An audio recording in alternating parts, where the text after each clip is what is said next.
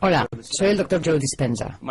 Estudié bioquímica en la Universidad Rutgers y luego obtuve mi título en la Universidad Life, cerca de Atlanta, Georgia. En los últimos 7 años me ha interesado mucho el estudio de la remisión espontánea de enfermedades.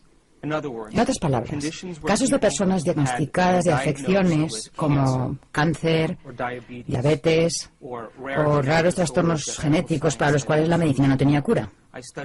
Estudié a gente con trastornos cardiovasculares como taquicardia o arritmia, hipertensión, a gente que tenía elevados niveles de colesterol, enfisema, problemas endocrinos como trastornos tiroideos, y me interesaba saber si existían factores en común entre estas personas.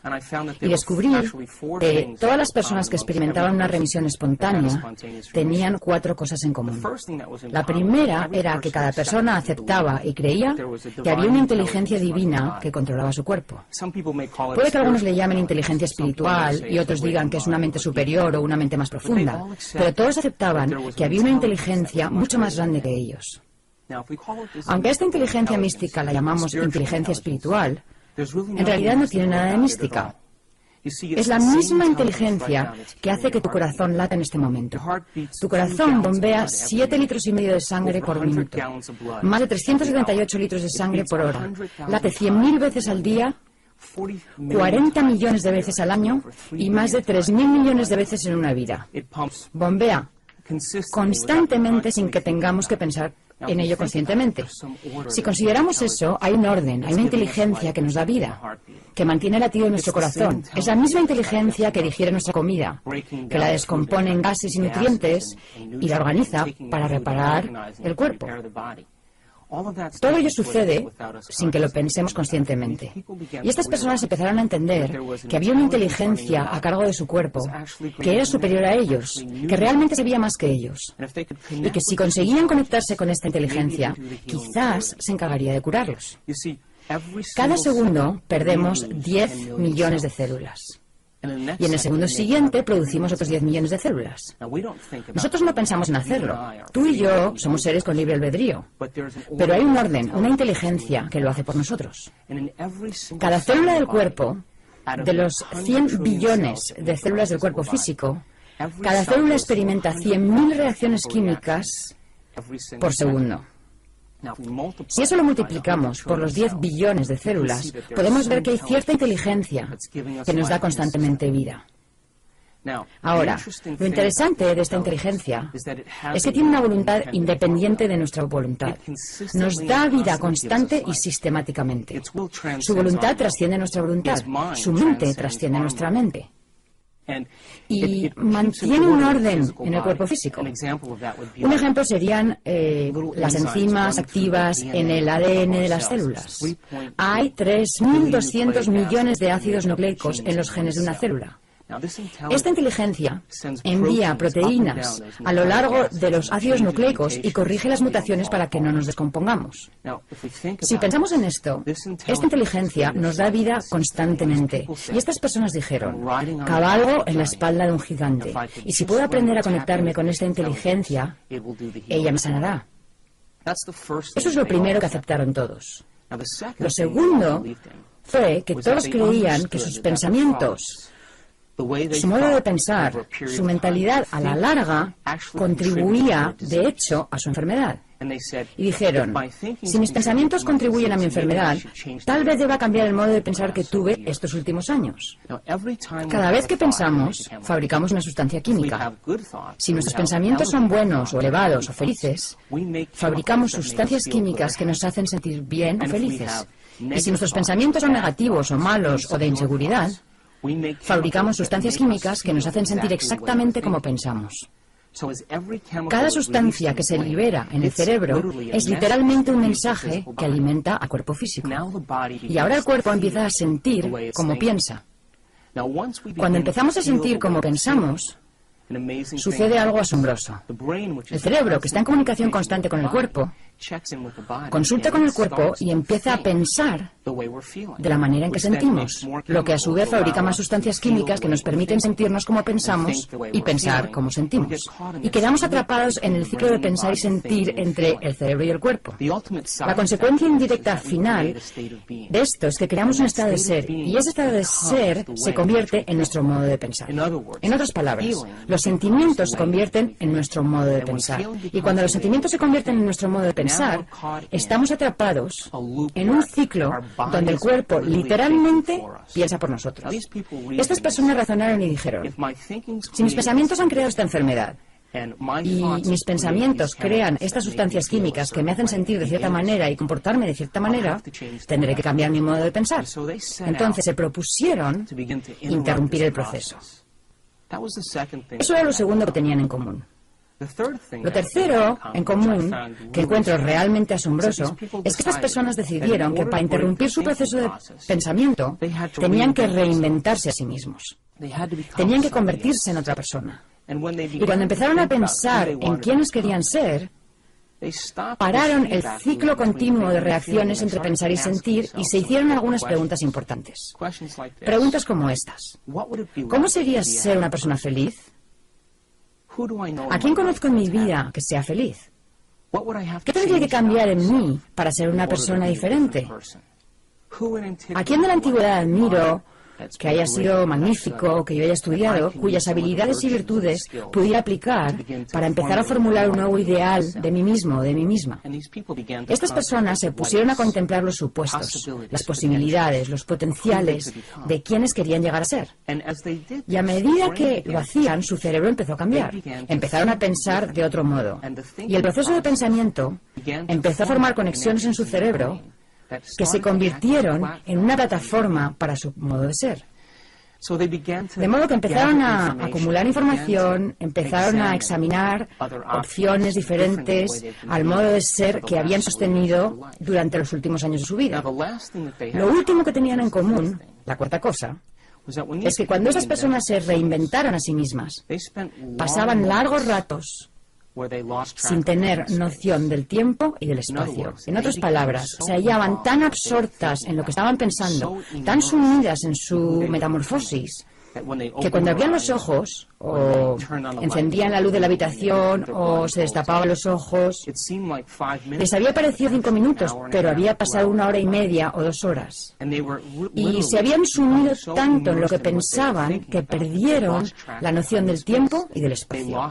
Perdieron la noción de las reacciones continuas que se dan entre el cuerpo y el cerebro. Perdieron la noción de la respuesta que el cerebro recibe siempre de su entorno. Y perdieron la noción del tiempo. El cerebro procesa unos 400.000 millones de bits de información por segundo. Pero solo somos conscientes de unos 2.000 de esos 400.000 millones. Ahora, esos 2.000 bits de información, donde está presente nuestra conciencia, solo tienen que ver con 3 cosas.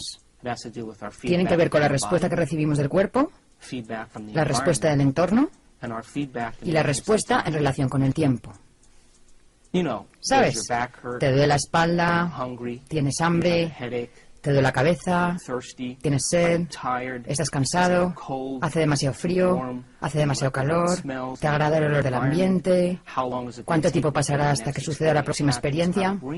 Nuestro cerebro y nuestra conciencia están inmersos en esas cosas en particular. Y cuando nuestro cerebro está inmerso en eso, aunque procese 400.000 millones de bits de información, nuestra conciencia está puesta en solo 2.000 de esos 400.000 millones.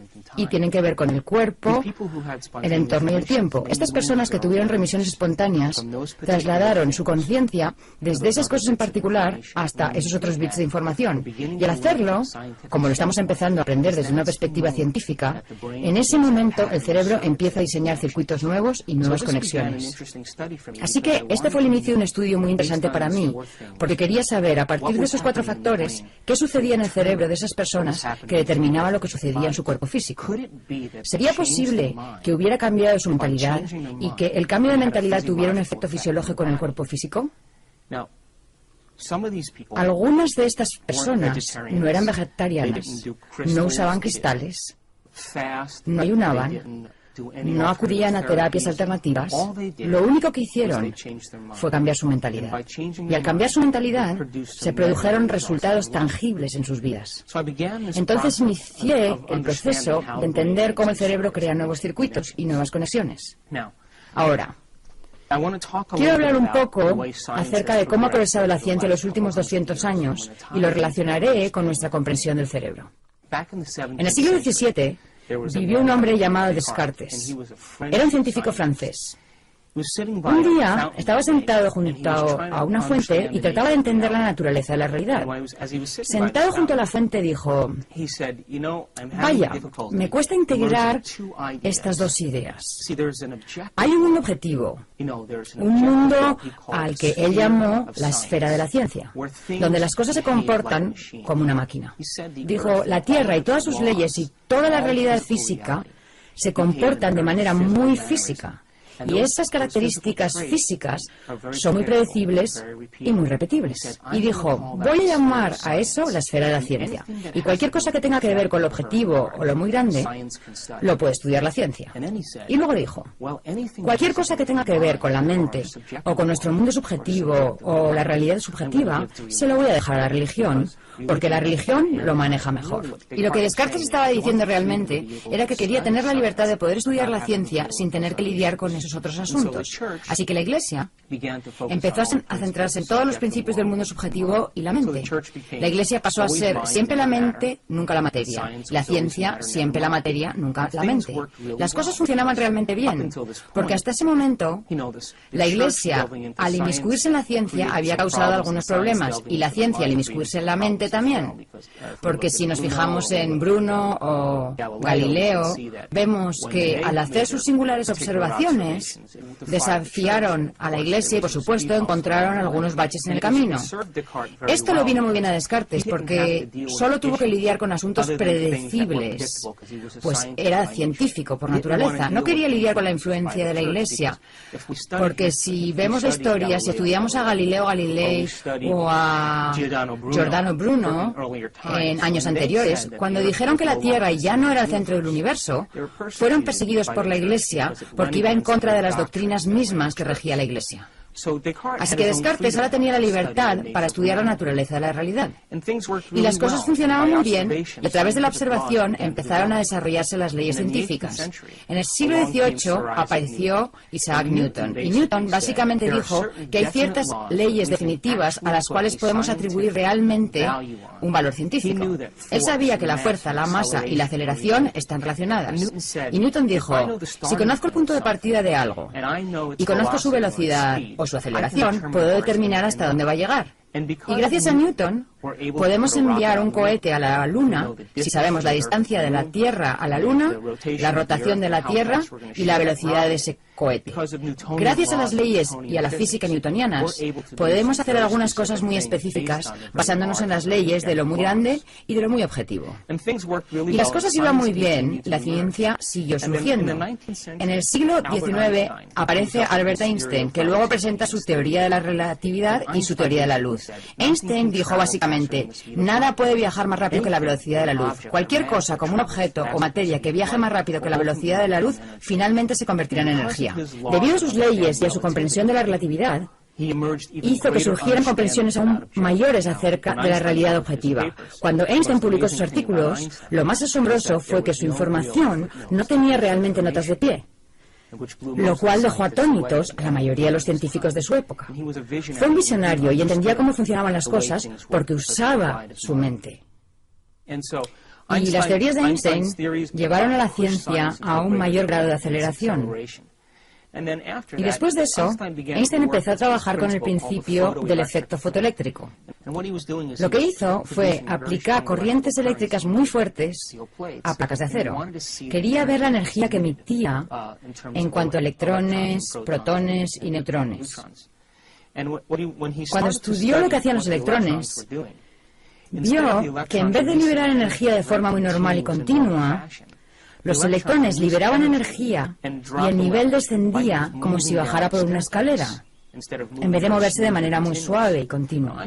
Einstein se detuvo Porque en el mundo de lo grande, cuando la energía se libera, todo se mueve con mucha continuidad. Por ejemplo, si dejamos caer una manzana de un árbol, se mueve de manera muy continua y predecible. Y ellos esperaban que sucediera exactamente lo mismo en el efecto fotoeléctrico.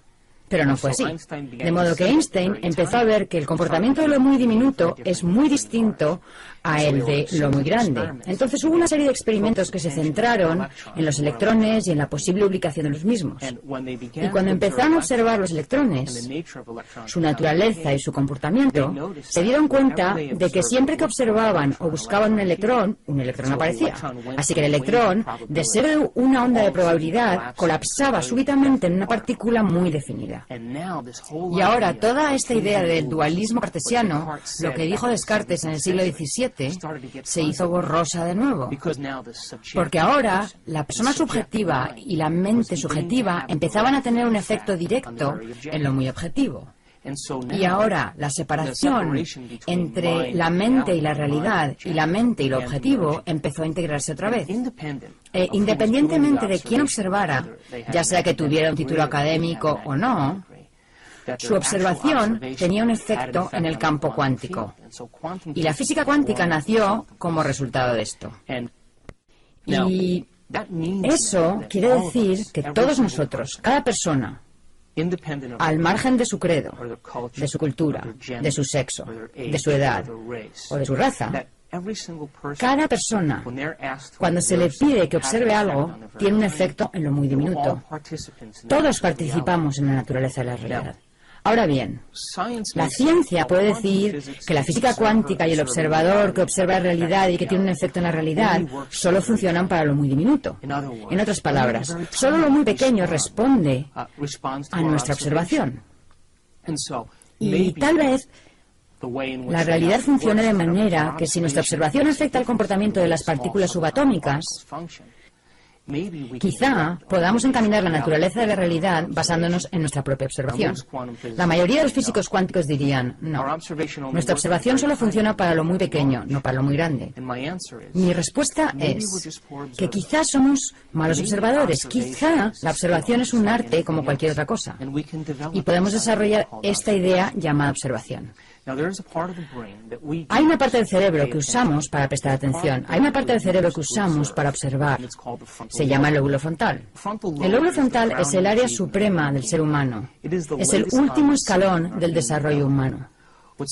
Lo que nos separa de las demás especies del planeta no es el hecho de que nos paremos en dos pies, o que tengamos pulgares oponibles, o que nuestros ojos miren de frente, ni que tengamos el cerebro más grande, ya que los elefantes tienen un cerebro más grande que el nuestro. Tampoco es que tengamos poco vello. Lo que nos separa de las demás de las especies es el tamaño del lóbulo frontal comparado con el resto del cerebro. En los seres humanos, el lóbulo frontal abarca casi un 40% del cerebro. En nuestros ancestros más cercanos, los grandes simios y chimpancés, el lóbulo frontal abarca entre un 17 y un 15%. En los perros, un 7%. Y para los que os gustan los gatos, el suyo es un 3,5%. Entonces, lo que nos separa y nos hace grandiosos es nuestro lóbulo frontal comparado con el resto del cerebro. El lóbulo frontal es el ejecutivo. Decide la acción. Determina el comportamiento. Esa parte del cerebro que usamos cuando planeamos o especulamos o cuando inventamos, cuando contemplamos posibilidades. Si tuviéramos que describir al lóbulo frontal con una sola palabra, diríamos intención o propósito. Cuando la intención de la gente coincide con su comportamiento, o cuando su comportamiento coincide con su intención, o cuando sus pensamientos se alinean con la acción, es cuando el lóbulo frontal está en su mejor momento. Una publicación de noviembre de 2004 se anunció que un grupo de científicos de la Universidad de Wisconsin decidió ver si la observación o prestar atención era una habilidad como cualquier otra cosa. Y diseñaron un experimento en el que reunieron un grupo de monjes budistas, monjes que habían estado meditando y concentrándose en conceptos como la compasión, el amor y la divinidad durante largos periodos de tiempo. La mayoría de estos monjes había pasado entre 10.000 y 50.000 horas de meditación. Así que esta gente sabía prestar atención. Formaron otro grupo de control con personas que nunca se habían centrado en algo con su mente desde su interior. Y les dijeron a los monjes, ¿entrenarían a esta gente durante una semana para ver si aprenden a desarrollar el arte de la meditación? Entonces, conectaron unos 256 electrodos en todo el cerebro de los monjes para medir qué tipo de actividad se registraba cuando estos monjes prestaban atención, y luego harían lo mismo con el grupo de control. Cuando estos 8 monjes se conectaron a estos escáneres, cuando se concentraron en un concepto como la compasión, cuando se concentraron en una idea dentro de sí mismos, su lóbulo frontal se encendió como nada que hubiesen visto los científicos anteriormente. La actividad del lóbulo frontal era enorme. Al compararlo con el grupo de control, la gente que recién aprendía a concentrar su mente y a prestar atención, su capacidad de mantener fijo ese pensamiento había tenido muy poco efecto en el lóbulo frontal. Los científicos sabían que un área específica en el lado izquierdo del lóbulo frontal es donde experimentamos alegría y felicidad. Y en un monje en particular, el escáner mostraba que la actividad cerebral de su lóbulo frontal era tan grande que los científicos dijeron, debe ser el hombre más feliz del planeta, debido a esa gran actividad. Cuando los científicos empezaron a especular y a ver los efectos de ese experimento, se dieron cuenta de que a lo mejor la observación y la atención es una habilidad. Tal vez, al igual que el tenis o el golf, podemos desarrollar la habilidad de prestar atención. Y si desarrollamos esta habilidad, tendríamos cada vez más capacidad y como efecto y resultado nuestro cerebro realmente cambiaría. De modo que la observación es una habilidad como cualquier otra. Y si podemos desarrollarla, quizá no solo las pequeñas partículas subatómicas respondan a nuestro mundo, sino que incluso las partículas subatómicas más grandes o los objetos más grandes tal vez respondan de acuerdo a nuestra capacidad de observar. En los años 30, en los Estados Unidos, se realizó un experimento con un grupo de chimpancés agresivos que presentaban rasgos personales antisociales. Los científicos dijeron, bueno, veamos si al hacer un experimento, una operación en el lóbulo frontal, cambia el comportamiento de estos chimpancés. Tomaron un instrumento parecido a un pico para el hielo, lo insertaron en el lóbulo frontal de los chimpancés y empezaron a revolver. Lo llamaron el experimento pico de hielo, y después del experimento, los monos se volvieron muy dóciles y muy controlables y dejaron de ser agresivos hacia los demás chimpancés. Durante esta época, en los Estados Unidos, a finales de los 30, las instituciones psiquiátricas estaban atestadas de gente con la misma enfermedad, trastornos de personalidad antisocial y rasgos agresivos. Debido a la depresión de los años 30, era muy costoso administrar medicinas a esta gente a fin de mantenerla bajo control. De modo que los científicos de cierta universidad dijeron, ¿por qué no probamos este experimento en algunos pacientes de estas instituciones psiquiátricas? Ahorraríamos mucho dinero en medicinas. Entonces escogieron a unos pacientes, los llevaron al quirófano mientras dormían y los anestesiaron con pentotal. Una vez anestesiados, insertaron un bisturí por debajo del párpado y perforaron la parte más blanda del cráneo detrás del globo ocular. Y cuando perforaron el cráneo en ese área, con un bisturí, la rasparon de lado a lado. Se llamó el experimento limpiaparabrisas y, por supuesto, como ya sabemos, eso es una lobotomía. Cuando retiraron el bisturí, suturaron las incisiones y los llevaron a sus habitaciones, y estos sujetos de pronto empezaron a comportarse de otro modo. Notaron cosas muy interesantes en estas personas, que eran el efecto de la lobotomía. Lo primero fue que todas ellas se volvieron perezosas y letárgicas. Lo siguiente fue que carecían de inspiración. Perdieron la iniciativa de hacer cosas. También notaron que tenían un enorme deseo de hacer lo mismo de siempre. En otras palabras, les gustaba escuchar la misma estación de radio, comer la misma comida, usar la misma ropa, y si les alteraban la rutina de alguna manera, se desmoronaban emocionalmente. Así que tenían un deseo tremendo de hacer siempre lo mismo. También se dieron cuenta de que no se podían concentrar en una tarea única. En otras palabras, empezaban algo y se distraían, empezaban otra cosa y se distraían y empezaban otra cosa. Nunca terminaban un ciclo de acción. También se dieron cuenta de que no podían entender el significado de las situaciones. No podían aprender nada nuevo. No podían modificar su conducta. Aprender es modificar nuestra conducta. Así que se atascaban tanto en la rutina de hacer algo una y otra vez insistentemente que nunca modificaban su conducta en ninguna circunstancia. Y lo último que percibieron es que no podían proyectarse al futuro, no podían hacer planes para el futuro, no podían proyectar ideas al futuro. Por ejemplo, si se ataban el cordón de los zapatos y el cordón se rompía, en vez de buscar uno nuevo, seguían tratando de atar el mismo cordón aunque estuviese roto. Entonces, si consideramos esto, un daño en el lóbulo frontal produce ciertos efectos en la gente. La gente se vuelve perezosa, letárgica y sin inspiración. Pierde la iniciativa, tiene un deseo de hacer siempre lo mismo, no hace nada nuevo. No puede proyectarse al futuro, no aprende nada nuevo y se distrae fácilmente. Bueno, esto empieza a parecerse a la mayoría de la gente de nuestra cultura. Y la razón es que no hemos dominado la capacidad de usar el lóbulo frontal apropiadamente. Quizá no hemos dominado el arte de la observación. Quizá la observación es un arte en sí mismo. Y la mayoría de las personas se distraen tanto con su mundo externo que no usan el lóbulo frontal debidamente. Si lo pensamos, todo lo que nos rodea le envía constantemente información al cerebro. Nuestros sentidos nos permiten interpretar la realidad. Nuestros sentidos nos permiten responder a la información del mundo exterior. Mientras creamos que el mundo exterior es más real que el mundo interior, siempre usaremos los mismos circuitos del cerebro para procesar esa información.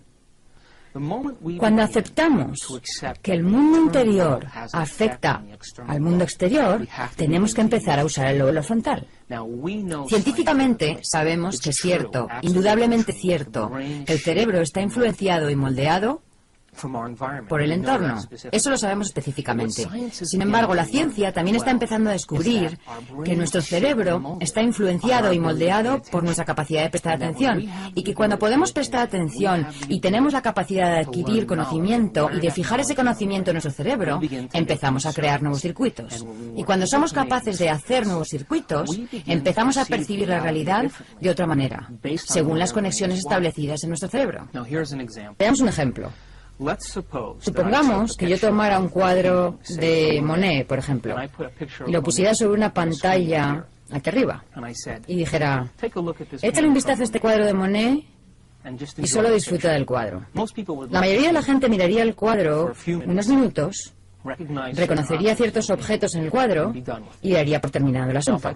Ahora bien, si quitara el cuadro y te dijera, quiero contarte algo acerca de Monet, ¿sabías que pasó 44 años de su vida tratando de entender cómo se unificaba todo el mundo? Le interesaba especialmente el estudio de la luz. Le encantaba la luz de primera hora de la mañana y la luz del atardecer y del anochecer. Él pensaba que la mayor parte de la gente nunca se detenía a prestar atención al efecto que tiene la luz en las flores, en los colores y el entorno. Y se desvivía por pintar con pasteles y colores e iluminar las cosas según la luz de esa hora del día en particular. Y decía cosas como, el puente y la lisina no están separados en realidad, son la misma cosa y solo puedo pintarlos de ese modo. Y al envejecer, contrajo cataratas, y sus cataratas eran muy gruesas. Así que cuando percibía la luz, esa luz que percibía se difuminaba en sus ojos y él efectivamente empezó a pintar exactamente lo que veía.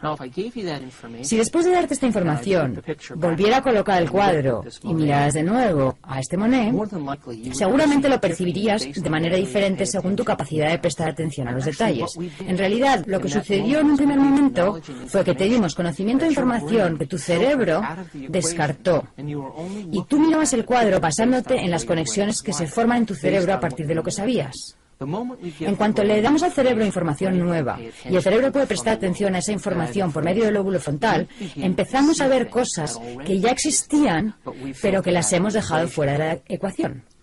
Otro ejemplo, un conocedor de vinos. Si un conocedor de vinos agita y saborea el vino, él o ella tiene los circuitos en su cerebro que le permiten apreciar las sutilezas. Reconoce el sabor de los taninos y los ácidos, puede oler el buque y los aromas. Eso puede integrarse en datos más específicos acerca de robles y diferentes clases de uvas. Y puesto que su cerebro ha sido educado y él ha establecido circuitos y porque ha puesto atención en percibir las diferencias en la realidad llamada catar el vino, es capaz de percibir las sutilezas. Ahora bien, para la persona que no tiene los circuitos instalados de esa experiencia en particular y que no tiene las conexiones en su cerebro que le permitan saber qué buscar, ese vino sabrá como cualquier otro vino. Y así es como funciona la realidad.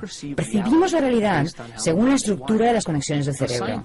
Los científicos han hecho ciertos experimentos para comprobar si esto es realmente cierto.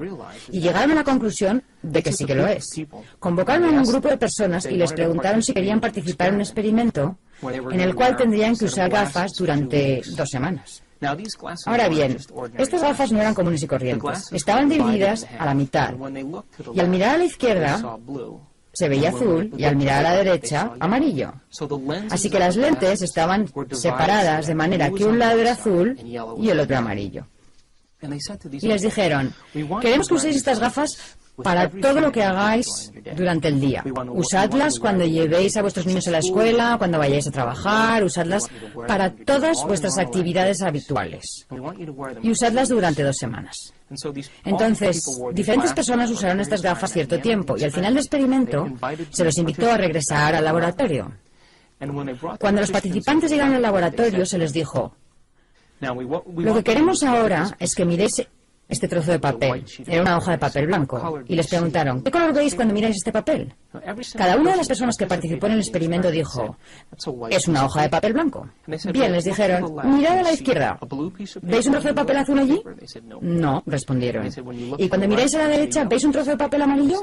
Dijeron no. Así que los científicos tuvieron que dar marcha atrás, porque se dieron cuenta de que esas personas estaban coloreando la realidad de acuerdo con su memoria. Estaban revistiendo la apariencia de las cosas según los circuitos que ya tenían instalados. Y cuanto más participaban en el mundo, más rápido se desvanecía el color para ellos. Esencialmente, eso es lo que hacemos en la realidad. Nuestro cerebro está interconectado de una cierta manera. Estamos provistos de una cierta cantidad de circuitos en nuestra vida y luego ampliamos esos circuitos con las conexiones que establecemos a partir del conocimiento que adquirimos. Y si no adquirimos nuevo conocimiento, usamos siempre los mismos circuitos, lo que hace que la realidad se presente exactamente igual.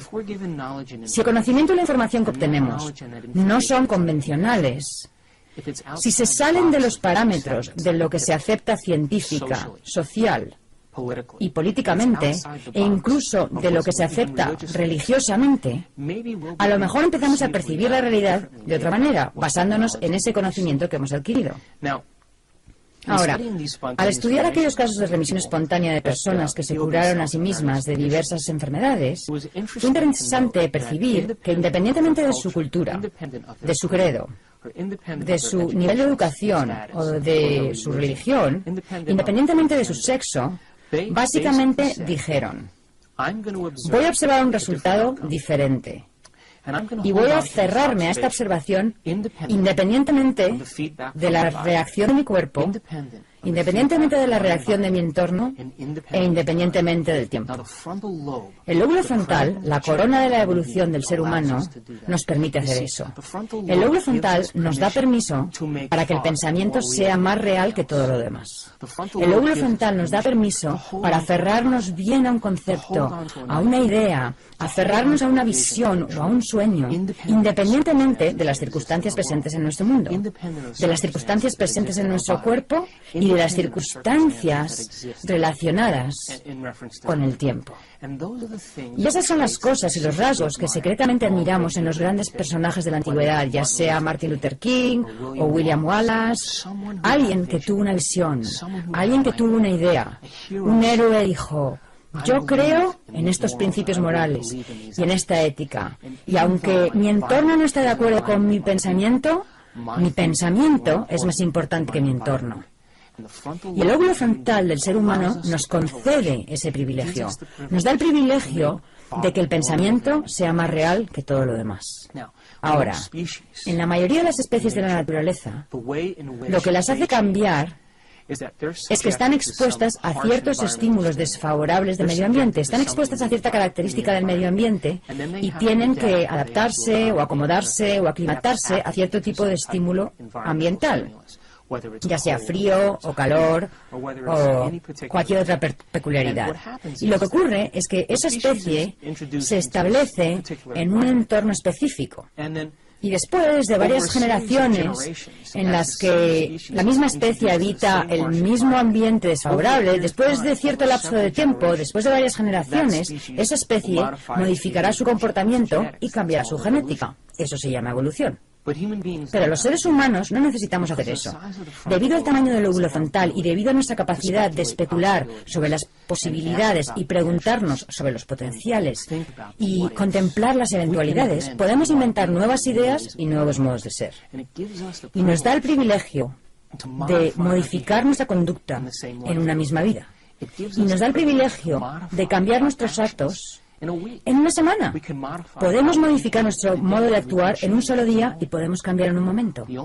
Lo único que necesitamos dominar es este arte que se llama observación. Cuando empezamos a usar el cerebro adecuadamente, cuando prestamos atención a un concepto o a una idea, ocurre algo asombroso en el cerebro. El lóbulo frontal baja el volumen de los estímulos externos, baja el volumen del cuerpo y del ciclo continuo de reacciones que va del cuerpo al cerebro, baja el volumen de la respuesta del medio ambiente. No sabes si hace calor o frío, no sabes si está oscuro o si hay luz. Tu cerebro se convierte en el amplificador del pensamiento y baja el volumen del tiempo. En otras palabras, mientras mantengamos un concepto fijo en el lóbulo frontal, perderemos la noción del tiempo y del espacio.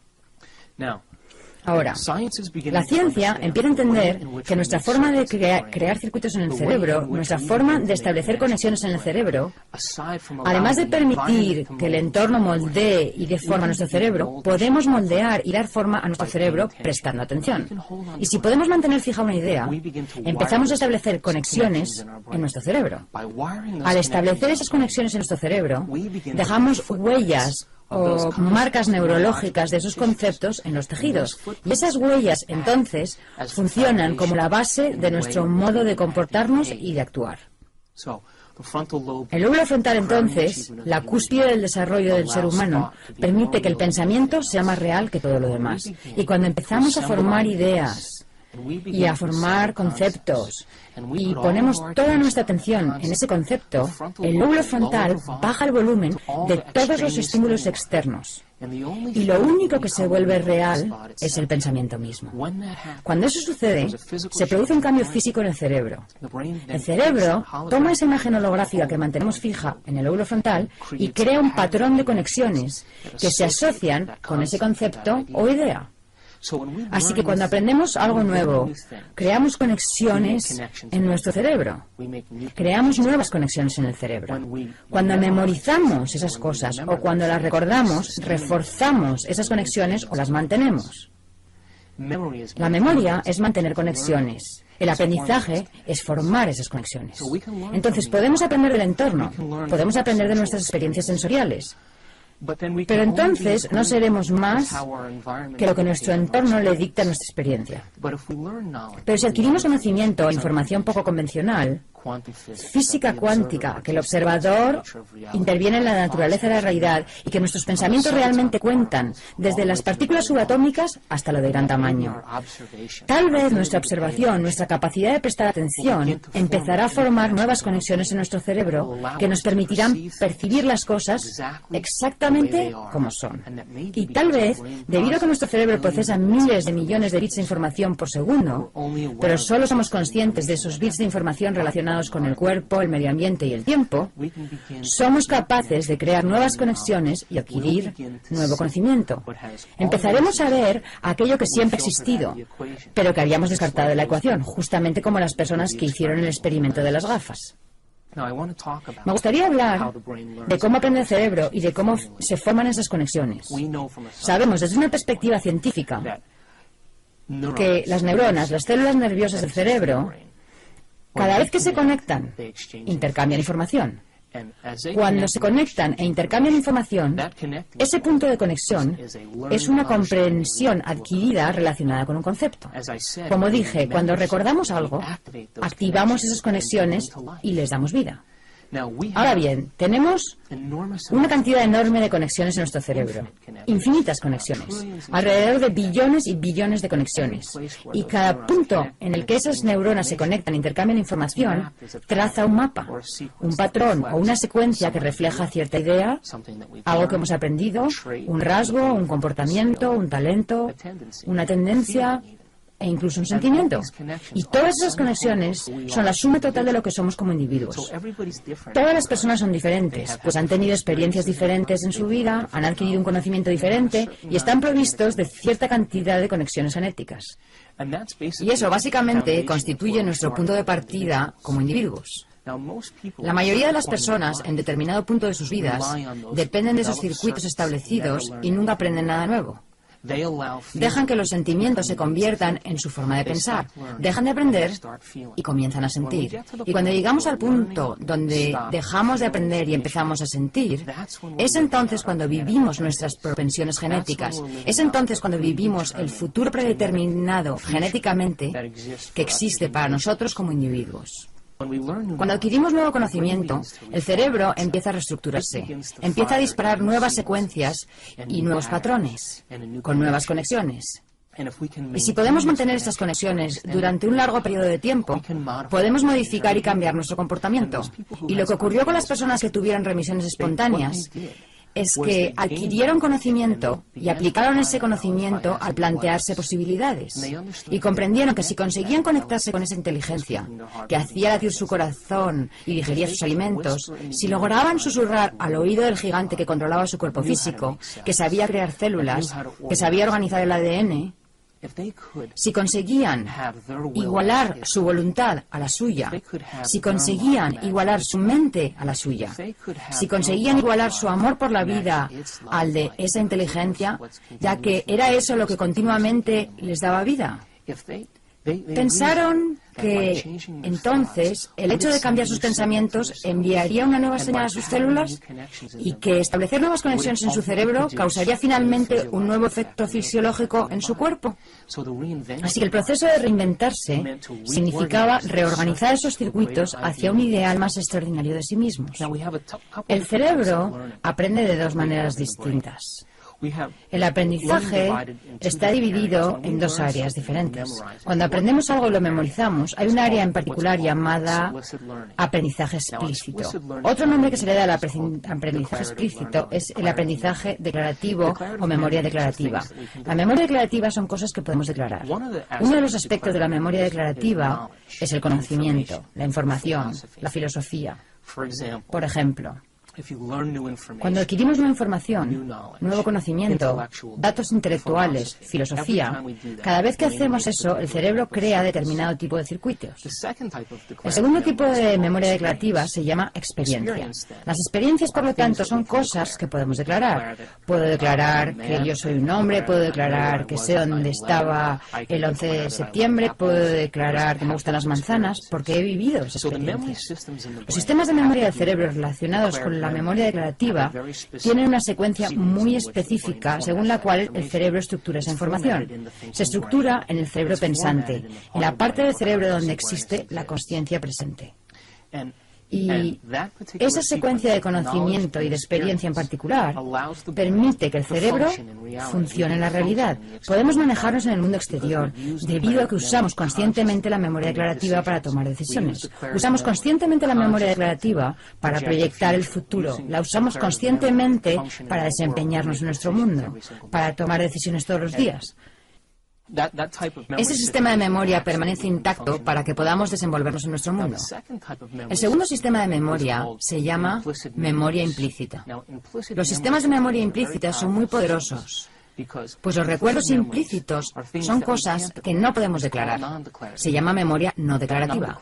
Los recuerdos no declarativos son cosas tales como habilidades, hábitos, condicionamientos, rasgos, tendencias e incluso comportamientos.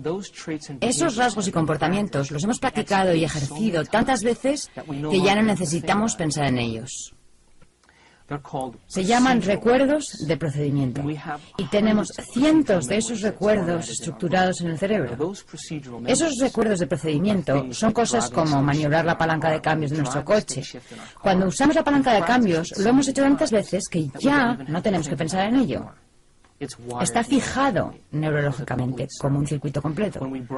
Lavarnos los dientes, maquillarnos, escribir a máquina, caminar, todos esos son recuerdos de procedimiento o no declarativos. Y el cerebro procesa esa información de un modo diferente, porque va más allá de nuestros pensamientos conscientes, va más allá de nuestra memoria consciente. Está fija en nosotros de manera que ni siquiera tengamos que declararla. Por ejemplo, cuando no puedes recordar un número de teléfono conscientemente en tu sistema explícito, puedes agarrar el teléfono, mirar los números y tus dedos se moverán y recordarás el número. Eso es un recuerdo implícito, porque tu cuerpo lo ha hecho tantas veces que lo recuerda tan bien como tu cerebro. Ahora bien, los recuerdos implícitos son el momento en que fijamos neurológicamente en nuestro comportamiento. La memoria implícita se da cuando realmente somos eso. La memoria implícita se da cuando hemos cambiado por completo. Entonces, si creamos conexiones en el cerebro cuando adquirimos conocimiento, adquirir conocimiento es establecer nuevos circuitos. Eso es filosofía. El cerebro cambia a consecuencia de eso. Pero no hay mayores cambios en cuanto al envío de señales al cuerpo, de nueva información al cuerpo. Es una información intelectual. Cuando vivimos una nueva experiencia, cuando personalizamos ese conocimiento, cuando personalizamos o aplicamos ese conocimiento, podemos generar una experiencia nueva. Y esa nueva experiencia, entonces, nos permite estructurar y cambiar nuestro comportamiento. Por lo tanto, el conocimiento aplicado crea una nueva experiencia. Esa experiencia crea un cierto número de circuitos en el cerebro que amplía el conocimiento que hemos adquirido. Y entonces podemos declarar que hemos vivido una nueva experiencia. Así que el conocimiento es pensar. Es nuestro cerebro pensante. Cuando adquirimos un conocimiento, aprendemos a pensar a partir de ese conocimiento. La experiencia requiere que el conocimiento se aplique, y eso se llama acción. Ese es el lado activo del aprendizaje del cerebro. Podemos tener una experiencia basada en el conocimiento que hemos adquirido. Podemos aplicar ese conocimiento y tener una experiencia nueva. Pero eso no basta. Porque cuando tenemos una nueva experiencia, la idea es que seamos capaces de repetir esa experiencia. Y cuando repetimos esa experiencia una y otra vez,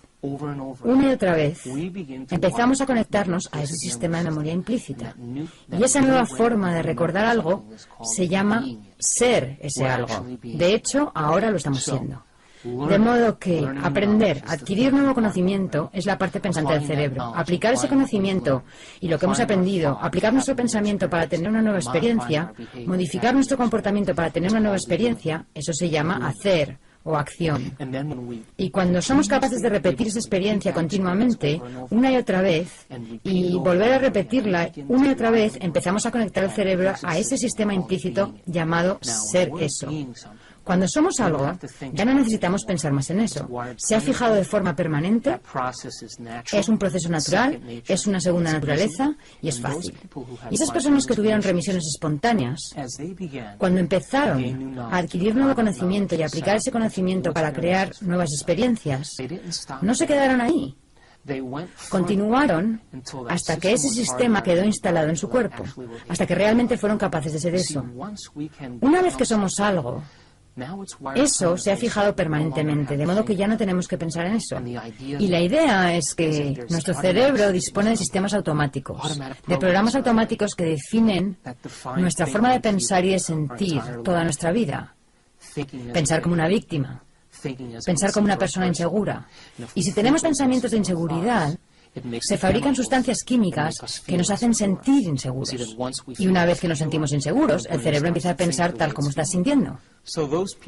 Esas personas que tuvieron remisiones espontáneas de enfermedades, esas personas que se curaron a sí mismas de distintas afecciones, produjeron grandes cambios físicos en su cerebro. Esos cambios no consistieron simplemente en adoptar intelectualmente esa información. No se trató de vivir una experiencia una sola vez.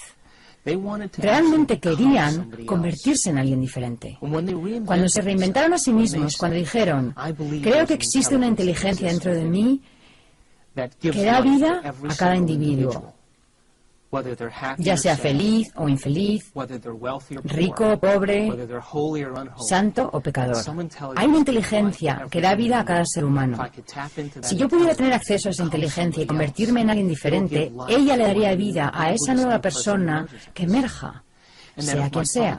Y si mis pensamientos cuentan, voy a tener que construir unas conexiones neurológicas permanentes en mi cerebro para convertirme en ese nuevo patrón de ser. Y tengo que abandonar y renunciar a esa vieja forma de pensar y sentir que estaba muy ligada a mi entorno, muy ligada a mi manera de pensar en mi mundo, basada en mi viejo yo. Y tal vez aquellos viejos sentimientos y esas viejas conexiones estaban ligados a viejas experiencias. Y tal vez, al reinventarme a mí mismo o a mí misma, habrá un periodo de tiempo en el que no tendré sentimientos. Quizá esas viejas emociones y esos viejos sentimientos estaban ligados a alguna vieja experiencia que fue la verdadera causa de la enfermedad en primer lugar. Y al desprenderse de esos viejos pensamientos y sentimientos, solo con dejarlos y reemplazarlos con una nueva idea del yo, una nueva señal recorrió el cuerpo y la persona realmente se liberó. Y lo único que tuvo que hacer fue separarse de la gente, de las cosas y de las distracciones del entorno, del tiempo, de los episodios, sucesos, y dejar que el pensamiento fuera más real que todo lo demás. En el proceso de ensayar, en el proceso de pensar en quién querían convertirse, en el proceso de pensar en eso una y otra vez, hicieron que esos circuitos se volvieran más permanentes. Comenzaron a crear un nuevo individuo, a emerger como un nuevo ser. Y como resultado de eso, de ese proceso, donde desarrollaron la capacidad de prestar atención, desarrollaron la capacidad de llevar su mente lejos de su cuerpo, de llevar su mente lejos del entorno. Incluso llevaron su mente lejos de la referencia del tiempo. Y cuando hicieron eso, es posible que abrieran la puerta del campo cuántico. Tal vez estaban entrando en un nuevo nivel mental, y cuando eso sucede, cuando podemos hacer que el pensamiento sea más real que todo lo demás, el cerebro empieza a estructurar esos patrones y conexiones que son iguales a lo que somos y en quienes nos estamos convirtiendo. Así que las remisiones espontáneas que tuvieron estas personas tal vez no hayan sido un milagro en absoluto. Tal vez ellos solo se convirtieron en alguien diferente y tal vez creyeron que esta inteligencia los respaldaría y le daría vida a quien sea que ellos fueran. Y tal vez esta inteligencia era más lista y más brillante que ellos y tenía más voluntad que ellos e intervino y les reorganizó el cuerpo. Y lo único que tuvieron que hacer fue convertirse en alguien diferente. Y cuando así lo hicieron, esa inteligencia les dio vida, y su vida cambió, y su salud cambió, y su futuro cambió. Tal vez esas personas que tuvieron remisiones espontáneas renunciaron a los sentimientos y a las emociones que estaban ligadas al pasado. Y en el proceso de convertirse en alguien nuevo, en ese proceso de reinventarse, donde crearon nuevos circuitos con los que operar, abandonaron su pasado y su asociación al pasado y a todos los sentimientos y las emociones que lo acompañaban. Y tal vez las sustancias químicas que alimentaban al cuerpo basadas en esos pensamientos dejaron de fabricarse. Y debido a que ya no se fabricaban, la señal enviada al cuerpo era una nueva señal. Y esa nueva señal enviada al cuerpo no tenía ninguna relación con su asociación a esas actitudes del pasado, a esos pensamientos y a esos sentimientos del pasado, sino que ahora la persona tenía una idea de su futuro, una idea de algo a lo que aspirar. Y entonces, en cuanto empezaron a producir esos cambios, ya no enviaban la misma señal al cuerpo, sino que enviaban una señal nueva basada en lo que eran ahora.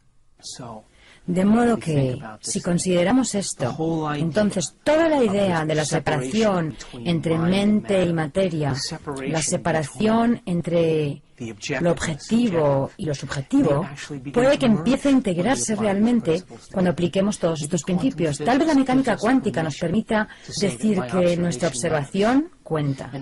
Y tal vez el lóbulo frontal, la corona de la evolución del ser humano, nos permita modificar nuestro comportamiento en una sola vida y crear nuevos circuitos y nuevas conexiones que nos proporcionarán un nuevo territorio de ser.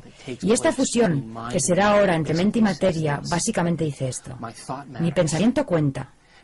Y porque mi pensamiento cuenta, debería tener un efecto directo sobre lo que está más cerca de mí, mi cuerpo físico. Y si podemos integrar esas ideas, hemos dado la vuelta completa y comprendido que no existe la separación, que la mente realmente da vida a la materia y que es nuestra mente como individuos la que puede unirse a una mente mayor. Y al unirnos a la mente mayor, estamos ejercitando el arte de la observación.